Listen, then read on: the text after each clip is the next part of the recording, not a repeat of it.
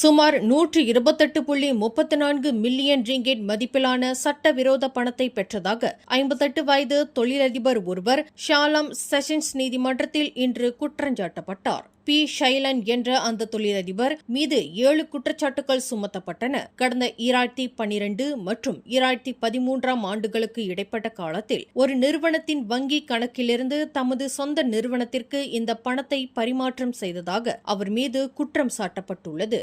எனினும் தன் மீதான அனைத்து குற்றச்சாட்டுகளையும் தொழிலதிபர் ஷைலன் மறுத்து விசாரணை கோரியுள்ளார். இதனைத் தொடர்ந்து அவரை 1 லட்சம் ரிங்கெட் பிணையில் விடுவிக்க நீதிமன்றம் அனுமதி அளித்தது.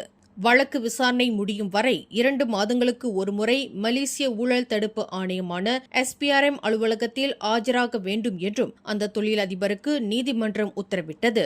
குற்றவாளி என்று நிரூபிக்கப்பட்டால் 15 ஆண்டுகள் வரை சிறை தண்டனை அல்லது அபராதம் விதிக்க வகை செய்யும் SPRM சட்டத்தின் கீழ் அவர் குற்றச்சாட்டை எதிர்நோக்கியுள்ளார். மேலும் செய்திகளை தெரிந்து கொள்ள கீழே இருக்கும் பெல் பட்டனை அழுத்துங்கள். உங்கள் மகிழ்ச்சியை வெளிப்படுத்த லைக் மற்றும் ஷேர் செய்யுங்கள். தொடர்ந்து திசைகளோடு இணைந்திருக்க சப்ஸ்கிரைப் செய்யுங்கள்.